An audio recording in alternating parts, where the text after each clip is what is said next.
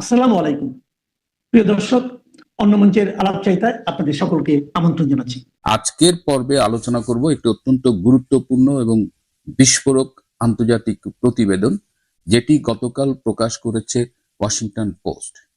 তারা এই প্রতিবেদনটির শিরোনাম দিয়েছে, বাংলা করলে ভাবে দাঁড়ায় যে যুক্তরাষ্ট্র এখন বাংলাদেশের এক সময়ের নিষিদ্ধ ইসলামপন্থী দল জামায়াতে ইসলামীর সঙ্গে বন্ধুত্ব গড়তে চায়। শুনতে একটু অবাক লাগছে না? আমি তো খুবই বিস্মিত হয়েছিলাম। বিশেষ করে এই জামাতে ইসলাম, যাদের বিরুদ্ধে যুদ্ধ অপরাধ, মানবতা বিরোধী অপরাধ, এগুলোর অভিযোগ শুধু রয়েছে না, এগুলো আদালতে প্রমাণিতও হয়েছে, যারা বাংলাদেশে একাধিকবার নিষিদ্ধ ছিল। এবং ভারত যে দলটিকে তাদের নিরাপত্তার জন্য অন্যতম ঝুঁকি হিসেবে বিবেচনা করে, সেই দলটির সাথে কেন হঠাৎ আমেরিকা বন্ধুত্ব গড়তে চায়? কি এমন ঘটনা ঘটলো? কি কি পরিবর্তন হয়েছে? এবং এই বন্ধুত্বের প্রভাব বাংলাদেশ, দক্ষিণ এশিয়া, ভারত বা সামগ্রিকভাবে এই অঞ্চলের ভূ রাজনীতির উপরে কি প্রভাব ফেলে, আজকে সেই বিষয়গুলো নিয়ে আলোচনা করব। তার আগে আসুন একটু দেখে নিই যে ওয়াশিংটন পোস্ট কি লিখেছে এই প্রতিবেদনে। ওয়াশিংটন পোস্ট এই প্রতিবেদনটি করেছে তাদের পাওয়া একটি অডিও ক্লিপের উপরে ভিত্তি করে, অর্থাৎ তারা যা বলছে তার একটা অডিও রেকর্ডিং তাদের হাতে আছে। তারা বলছে যে ঢাকায় নিযুক্ত এক মার্কিন কূটনীতিক বন্ধ দরজার বৈঠকে বলেছেন, we want Jamaat to be our friends, অর্থাৎ আমরা চাই জামাত আমাদের বন্ধু হোক। এই কথাটি তিনি বলেছেন বাংলাদেশের একদল নারী সাংবাদিকদের সাথে বৈঠকে। সেই কূটনীতিক আরো বলেছিলেন, বাংলাদেশ এখন আরো ইসলামমুখী হয়ে উঠছে। 12ই ফেব্রুয়ারি নির্বাচনে জামাতে ইসলামের ফলাফল হবে ইতিহাসের সেরা এবং যুক্তরাষ্ট্র তাদের সাথে যোগাযোগ রাখতে চায়। এখন জামাতে নিয়ে যুক্তরাষ্ট্রের এই যে দৃষ্টিভঙ্গি, এখন একটা প্রশ্ন যে যুক্তরাষ্ট্র কি জামাতে ইসলামকে ক্ষমতায় আনতে চায় কিনা? উত্তরটা জটিল কিন্তু পরিষ্কার। এখানে মার্কিন কূটনীতিক বলছেন যে আমি বিশ্বাস করি না জামাত বাংলাদেশে শরিয়া আইন চাপিয়ে দিতে পারবে।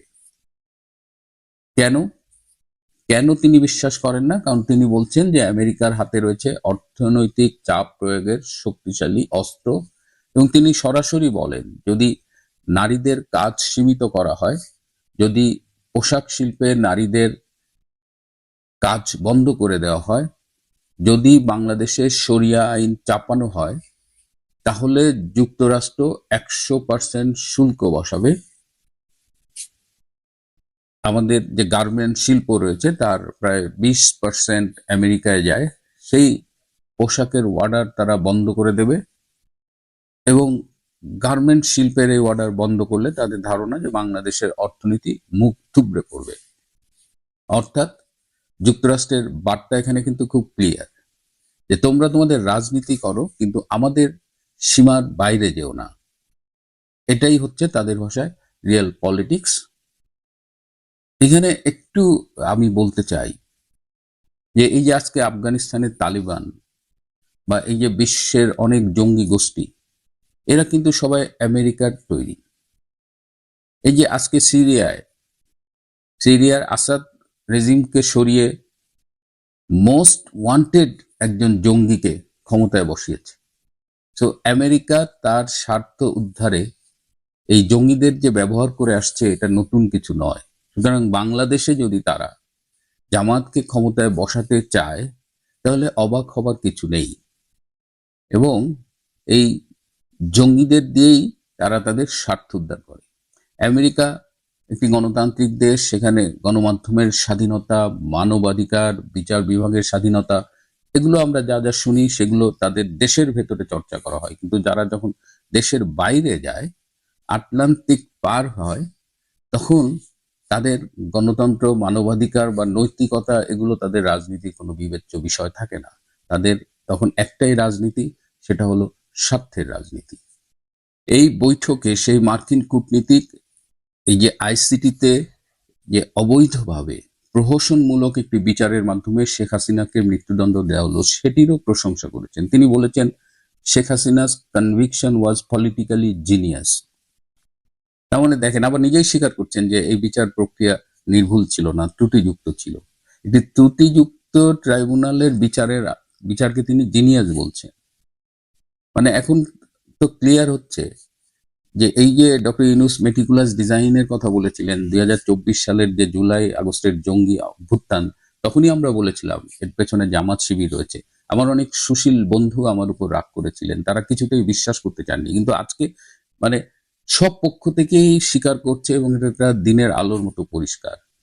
এবং আজকে যখন একটি সাজানো নির্বাচনের আয়োজন করা হয়েছে 12ই ফেব্রুয়ারি, বাংলাদেশের একটা বড় অংশ, কমপক্ষে 50% ভোটার যাদের সাপোর্ট করে সেই আওয়ামী লীগ, এই আওয়ামী লীগকে নির্বাচনের বাইরে রেখে একটা নির্বাচন করছে এবং সেই নির্বাচনে বিএনপি ক্ষমতায় যাবে বলে অনেকে মনে করছেন, কিন্তু খেলাগুলো দেখছেন যে আমেরিকা কিন্তু জামাতকে প্যাট্রোনাইজ করছে।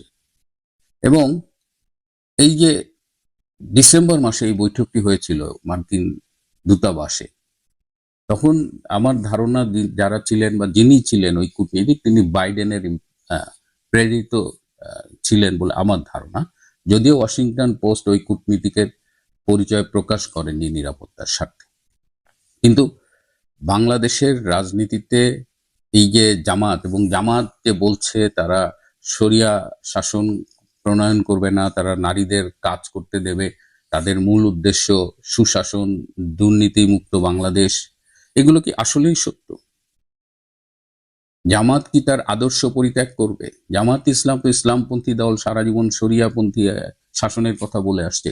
আজকে কেন তারা এগুলো বলছে? এটা কি তাদের আদর্শ বদল, নাকি ক্ষমতায় যাওয়ার জন্য একটা সাময়িক কৌশল? কারণ ইতিমধ্যেই তারা কিন্তু নারীর কর্মঘণ্টা কমাবে এ কথা তাদের আমির স্বয়ং বলেছে, এবং তারা এখনো অস্বীকার করছে না যে না, এখান থেকে তারা সরে গেছে। এবং আমেরিকা কেন জামাতকে চায়, এর অনেকগুলো কারণ আছে। তার মধ্যে একটা হলো যে ডক্টর ইউনূস অলরেডি আমেরিকা যা চেয়েছে প্রায় সবকিছু দিয়ে দিয়েছে।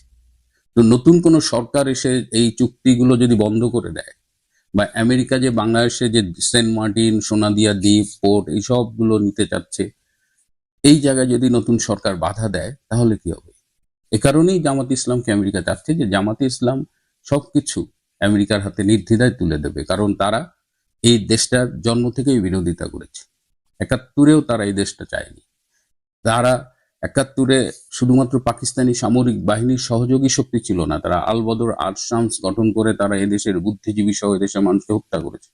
তারা রাজাকার বাহিনীর মাধ্যমে এদেশের মানুষকে নির্যাতন করেছে, আমার মা বোনকে পাকিস্তানি সামরিক বাহিনীর হাতে তুলে দিয়েছে। সুতরাং এই জামাত ইসলাম আজকে বাংলাদেশের ক্ষমতা পেলে যে বাংলাদেশকে বিদেশের হাতে তুলে দেবে, আরো একটা কারণ রয়েছে। আমেরিকা ভারতের উপরে এই জামাতকে দিয়ে একটা চাপ সৃষ্টি করতে চায়। একদিকে চায়নাকে ভারতের মাধ্যমে চাপে রাখবে, আবার ভারতকে জামাত ইসলামের মাধ্যমে চাপে রাখবে। অনেকগুলো খেলা খেলছে এবং সবকিছুর উদ্দেশ্য হলো যে সাউথ এশিয়ার যে স্থিতিশীলতা সেটাকে অস্থিতিশীল করে তোলা, প্লাস নিজেদের স্বার্থ উদ্ধার করা। এটা বাংলাদেশের জন্য কিন্তু খুব অ্যালার্মিং। আজকে বাংলাদেশকে এই প্রতিবেদন যেটা বলছে এটা কিন্তু একটা বাস্তবতা। এই বাস্তবতার প্রেক্ষিতে সিদ্ধান্ত নিতে হবে বাংলাদেশের মানুষকে। জামাত ইসলামকে এভাবে ক্ষমতায় আসতে দিলে বাংলাদেশের ভবিষ্যৎ অন্ধকার। বাংলাদেশের অন্যতম বৃহৎ রাজনৈতিক দল বিএনপি, সে কিন্তু গত 17 মাস ধরে তার দায়িত্বশীল ভূমিকাটা পালন করেনি। আজকে 17 মাসে বিএনপির যে ভূমিকা, তাতে বিএনপির দিক থেকে অনেক মানুষই মুখ ফিরিয়ে নিয়েছে। আমি দেশে অনেকের সাথে কথা বলেছি, ইভেন যারা আওয়ামী লীগের সমর্থক কর্মী নির্যাতিত হয়েছে, তাদের সবারই এই গত 17 মাসের বিএনপির প্রতি বিরূপ মনোভাব।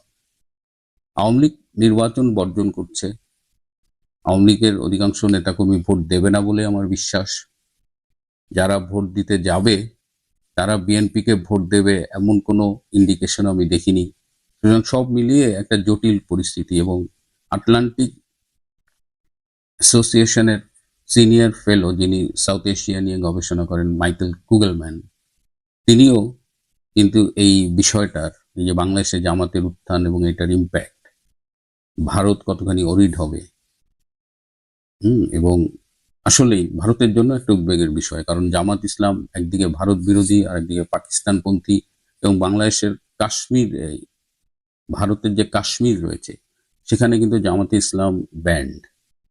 সব মিলিয়ে আগামী দিনগুলোতে যদিও বলা হচ্ছে একটা ডেমোক্রেটিক টার্ন নেবে বাংলাদেশ, কিন্তু আমার কাছে মনে হচ্ছে যে বাংলাদেশকে একটা ভয়াবহ অন্ধকারের দিকে ঠেলে দেওয়া হচ্ছে, এবং সেই অন্ধকারের দিকে ঠেলে দেওয়ার পেছনে এই বিদেশি শক্তিরও ভূমিকা রয়েছে। প্রিয় বন্ধুরা, আজ এ পর্যন্তই। ডক্টর ইউনূস সরকার অধীনে আয়োজিত নিয়ন্ত্রিত নির্বাচনে বিএনপি যখন নিরঙ্কুশ জয়লাভের স্বপ্ন দেখছে, ঠিক তখনই বিস্ফোরক প্রতিবেদন প্রকাশ করলো যুক্তরাষ্ট্রের প্রভাবশালী সংবাদ মাধ্যম ওয়াশিংটন পোস্ট। একটি ফাঁস হওয়া অডিওর বরাত দিয়ে পত্রিকাটি লিখেছে, বাংলাদেশে জামাতের সরকার প্রতিষ্ঠা সম্ভাবনা দেখছে ঢাকার যুক্তরাষ্ট্র দূতাবাস। জামাতের সঙ্গে ঘনিষ্ঠ সম্পর্কের কথাও জানিয়েছেন দূতাবাসের এক কূটনীতিক। ওয়াশিংটন পোস্ট বলছে, ওই কূটনীতিক সাংবাদিকদের বলেছেন, বাংলাদেশের সাবেক প্রধানমন্ত্রী শেখ হাসিনার বিরুদ্ধে যে ফাঁসির দণ্ড দেওয়া হয়েছে সে আদালত স্বাধীন ও ন্যায়পরায়ণ ছিল না, সাজাটি ছিল রাজনৈতিকভাবে জিনিয়াস। অন্যদিকে বার্তা সংস্থা রয়টার্সের এক প্রতিবেদনেও আগামী নির্বাচনে জামাতের ভালো করার সম্ভাবনায় মধ্যপন্থীদের উদ্বেগের কথা জানানো হয়েছে। অন্যদিকে কাতার ভিত্তিক সংবাদ মাধ্যম আল জাজিরার বিশাল প্রতিবেদনে তুলে ধরেছে জামাতের দ্রুত উত্থানের কথা। এই তিনটি রিপোর্টই জামাতের শক্তিশালী হওয়ার মূল কারণ হিসেবে চিহ্নিত করা হয় আওয়ামী লীগের অনুপস্থিতিকে। বলা হচ্ছে, আওয়ামী লীগকে বাদ দিয়ে আয়োজিত নির্বাচন জামাতের সামনে অপার সুযোগ হাজির করেছে। বাংলাদেশের সামনে তৈরি হয়েছে ইসলামী শাসনের প্রবেশের সম্ভাবনা, আর সেটা হলে পাকিস্তানের সঙ্গে ঘনিষ্ঠতার আরো নাটকীয় উন্নতি দেখা যাবে। বিপরীতে ভারতের সঙ্গে আরো তলানিতে নামবে সম্পর্ক। বিএনপির দীর্ঘদিনের মৈত্রী সম্পর্কের অবসান ঘটিয়ে জামাতি হয়ে উঠতে পারে দেশের আগামী সরকারের নিয়ন্ত্রক। প্রশ্ন হলো, খুব কাছাকাছি সময় তিনটি আন্তর্জাতিক গণমাধ্যমে জামাতের উত্থান নিয়ে রিপোর্ট কিসের ইঙ্গিত দিচ্ছে? আবার তার মধ্যে মার্কিন কূটনীতিকের গোপন অডিও বার্তা ফাঁস করে ওয়াশিংটন পোস্ট জানাচ্ছে, বাংলাদেশে মার্কিনীরা জামাতে ইসলামী নেতাদের কি শিখিয়ে পড়িয়ে দিচ্ছে। বিস্তারিত জানতে চলুন যাওয়া যাক বিশ্লেষণে। দর্শক, 20 জানুয়ারি আমাদের প্রচারিত কন্টেন্টের শিরোনাম ছিল, তারেক রহমানের কপালে চিন্তার ভাঁজ, ক্ষমতার স্বপ্ন কি ফিকে হচ্ছে। সেখানে আমরা জানিয়েছিলাম, যে কোনো মূল্যে নির্বাচনের দাবিতে অনড় বিএনপির কপালের ভাঁজ ধীরে ধীরে বাড়ছে। একতরফা নির্বাচনে নিশ্চিত জয়ের স্বপ্ন ফিকে হতে শুরু করেছে। তফসিল ঘোষণার পর থেকে একের পর এক হাজির হচ্ছে কঠিন কঠিন বাস্তবতা। একসময়ের পরম মিত্র জামাতের বহুমুখী কৌশল দুশ্চিন্তা বাড়িয়ে চলছে। ঠিক সেই কথারই পুনরাবৃত্তি দেখা গেল ওয়াশিংটন পোস্ট, রয়টার্স এবং আল জাজিরায় প্রকাশিত তিনটি প্রতিবেদনে। এগুলোতে দাবি করা হয়েছে, আগামী 12 ফেব্রুয়ারি যে নির্বাচন হওয়ার কথা সেটি বিএনপির জন্য অতটা সহজ নাও হতে পারে। এমনকি দলটির সব হিসাব নিকাশ উল্টো দিয়ে ঘুরে যেতে পারে জামাতের ভাগ্য। সবচেয়ে ভয়াবহ তথ্য প্রকাশ করেছে যুক্তরাষ্ট্রের প্রভাবশালী সংবাদ মাধ্যম ওয়াশিংটন পোস্ট। ঢাকার যুক্তরাষ্ট্র দূতাবাসের এক কর্মকর্তার কথোপকথনের অডিওর ভিত্তিতে তারা বলছে, আগামীতে জামাতকে ক্ষমতায় দেখতে চায় ওয়াশিংটন। এজন্য তারা দলটির সঙ্গে কয়েক মাস ধরেই ঘনিষ্ঠতা বাড়িয়ে চলেছে। ওয়াশিংটন পোস্টের হাতে আসা ওই অডিওতে শোনা যায়, আগামী মাসের নির্বাচনে বাংলাদেশের সবচেয়ে বড় ইসলামপন্থী দলটি তাদের ইতিহাসের সেরা ফল পেতে পারে। বিষয়টিকে যুক্তরাষ্ট্র দূতাবাসও নানাভাবে সহায়তা দিচ্ছে। জামাতের নেতৃত্বে সম্ভাব্য সরকারের সঙ্গে কাজ করতেও তারা আগ্রহী। প্রতিবেদনে বলা হয়, 1 ডিসেম্বর ঢাকায় বাংলাদেশের কয়েকজন নারী সাংবাদিকের সঙ্গে যুক্তরাষ্ট্র দূতাবাসের এক কর্মকর্তা রুদ্ধদ্বার বৈঠক করেন। সে সময়কার কথাবার্তার অডিও রেকর্ড পায় ওয়াশিংটন পোস্ট। এই কূটনীতিক বলেন, বাংলাদেশ ইতিমধ্যে ইসলামিক দেশের দিকে ধাবিত হয়েছে এবং 12 ফেব্রুয়ারি নির্বাচনে জামাত এমন ফল পাবে যা তারা আগে কখনো পায়নি। জামাতকে বন্ধু হিসেবে পাওয়ার আগ্রহ প্রকাশ করে ওই কূটনীতিক দলটির ছাত্র সংগঠনের নেতাদের মিডিয়ায় বেশি করে সামনে আনার অনুরোধ করেন। তাদের নিয়ে বিভিন্ন শো করারও পরামর্শ দেন। জামাত ক্ষমতায় এলে বাংলাদেশে ইসলামী আইন চাপিয়ে দেওয়ার আশঙ্কা উড়িয়ে দেন আমেরিকান ওই কূটনীতিক। সেটা হলে যুক্তরাষ্ট্র পদক্ষেপ নেবে বলে আশ্বস্ত করার চেষ্টা করেন। বলেন, জামাত শরিয়াত চাপিয়ে দিতে পারবে বলে তিনি একেবারেই বিশ্বাস করেন না।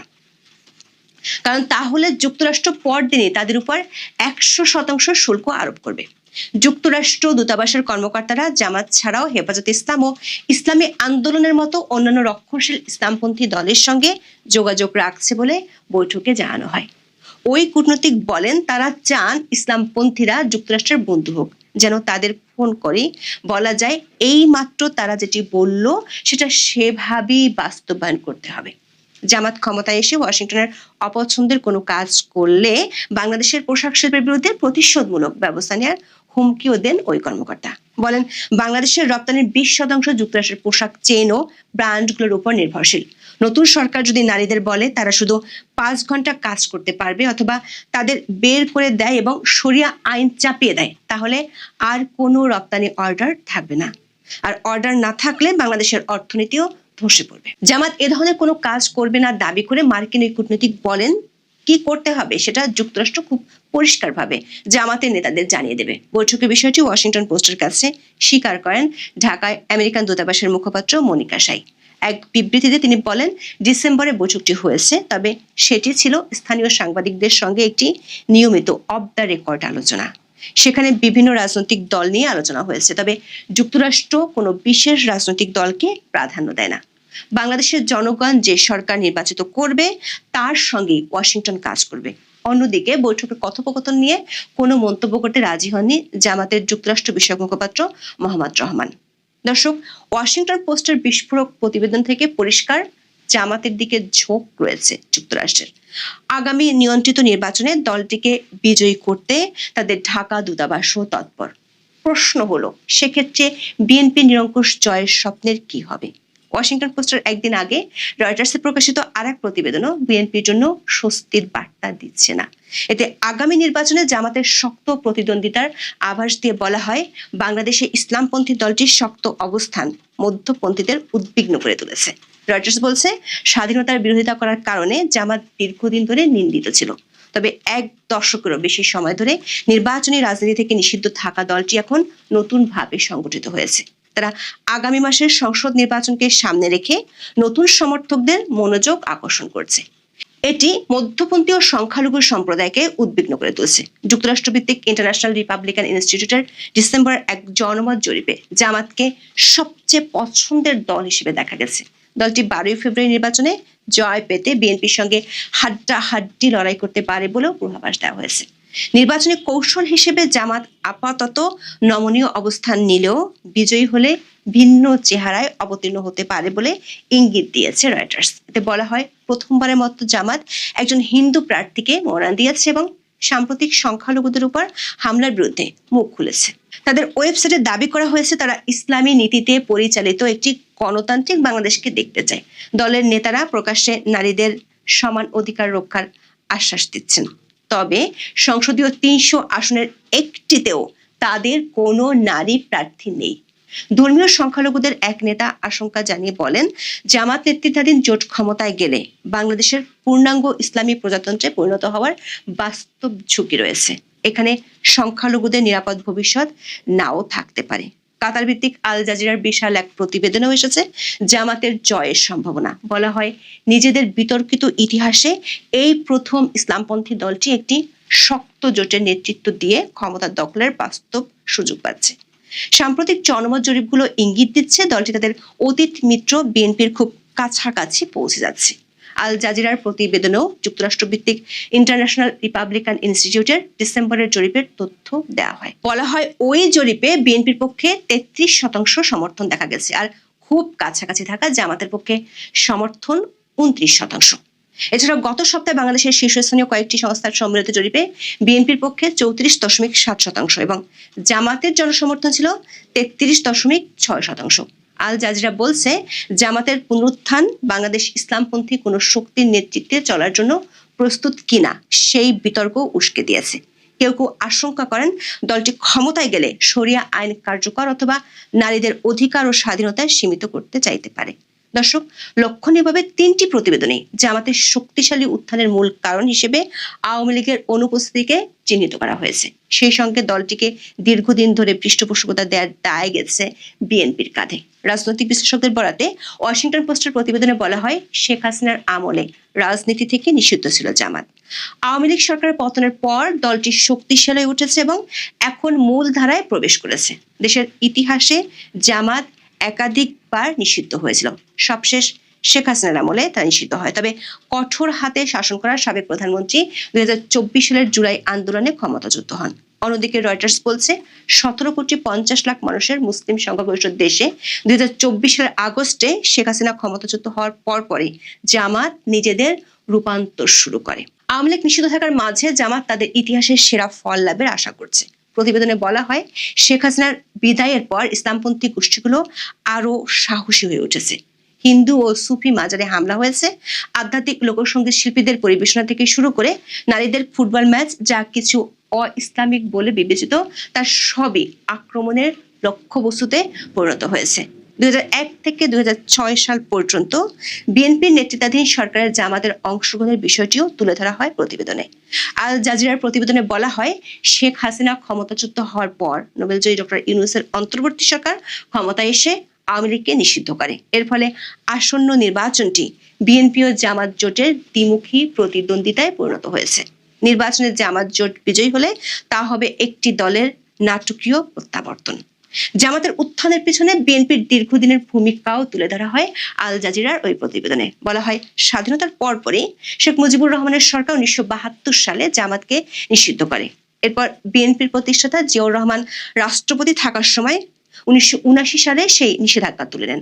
পরের 2 দশকে জামাত একটি গুরুত্বপূর্ণ রাজনৈতিক শক্তিতে পরিণত হয়।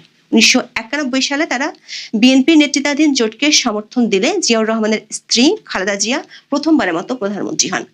খালেদা জিয়ার শাসনামলে স্বাধীনতার পর বাতিল হওয়া জামাতের প্রভাবশালী নেতা গোলাম আজমের নাগরিকত্ব পুনর্বহাল করা হয়। এটি দলটির জন্য ছিল পরম প্রাপ্তি। 2001 সালে জামাত আনুষ্ঠানিকভাবে খালেদা জিয়ার নেতৃত্বাধীন বিএনপি জোটে যোগ দিয়ে মন্ত্রিসভায় 2টি পদ পায়। 2009 সালে শেখ হাসিনা ক্ষমতায় ফেরার পর জামাতের জন্য আবারও দুর্দিন শুরু হয়। তিনি আন্তর্জাতিক অপরাধ ট্রাইব্যুনালে দলটির শীর্ষ নেতাদের বিরুদ্ধে যুদ্ধাপরাধের বিচার শুরু করেন।